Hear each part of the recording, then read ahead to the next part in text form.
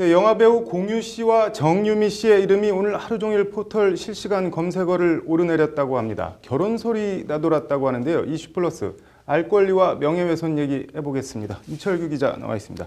이 기자, 공유, 정유미 결혼설 뭐 어떤 내용인가요? 네, 한 연애 포털 사이트 맘카페에 배우 공유 씨와 정유미 씨가 서울의 특급 S호텔에서 결혼식을 예약했고 이 호텔 관계자에게 확인했다.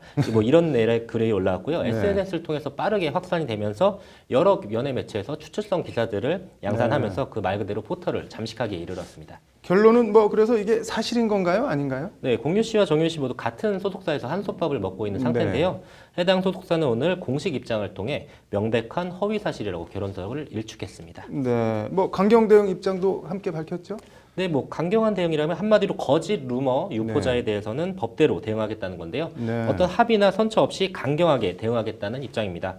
여기에 배우들을 향한 뭐 악성 댓글과 악플러에 대해서도 수사 의뢰를 해서 강력하게 법적 대응하겠다고 나섰습니다. 네, 뭐 뭘로 수사 의뢰를 하겠다는 건가요? 어떤 네, 뭐 명확한 답변을 듣기 위해서 해당 소속사에 연락을 해봤는데 소속사 측에서는 뭐 현재까지 구체적인 답변을 드릴 수 없다 이런 입장만을 내놨습니다. 다만 뭐 공유 씨와 정유미 씨의 결혼설이 사실 지난해부터 많이 불거지고 있는데요. 소속사는 물론 배우 측 역시도 이미지나 뭐 이런 여러모로 피해를 봤다고 판단하는 것 같은데 악성 댓글러까지 수사 의뢰한다는 것을 보면 이번엔 아마 엄포로는 끝나지 않을 것 같다는 분석입니다. 네, 뭐 법적인 조치를 취하면 명예훼손이나 모욕이 될 것 같은데 어떤가요? 네, 일단 명예훼손은 뭐 사실을 쓰는 경우나 허위 사실을 쓰는 경우 모두 다 해당이 되는데요.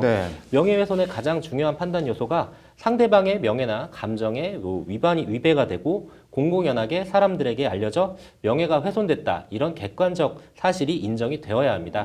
그 이번 건의 경우엔 명예훼손으로 고소를 한다면 뭐 사실이냐 아니냐를 떠나서 두 사람의 결혼설 유포 자체가 두 사람에 대한 사회적 평가를 훼손했는가 바로 이 점이 아마 법적 쟁점이 될 것으로 보입니다. 민사소송을 낸다면 뭐 예를 들어 이미지가 바뀌어서 광고가 떨어졌다든지 하는 피해 입증이 뭐 쟁점이 될 것 같은데요.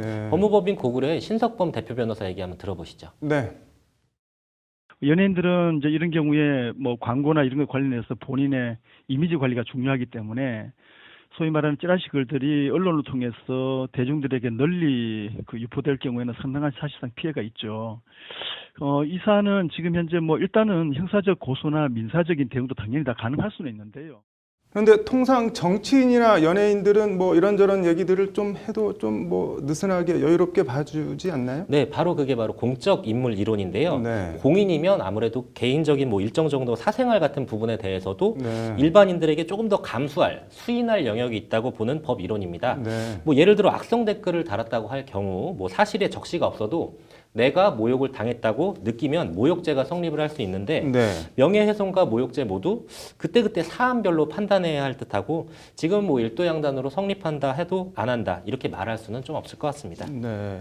뭐 게시자뿐 아니라 최초 유포자 그리고 SNS로 퍼나른 사람 이런 사람들도 처벌을 받나요? 어떤가요? 네, 문자나 카톡 같은 경우는 전파성 이론이라고 하는데요.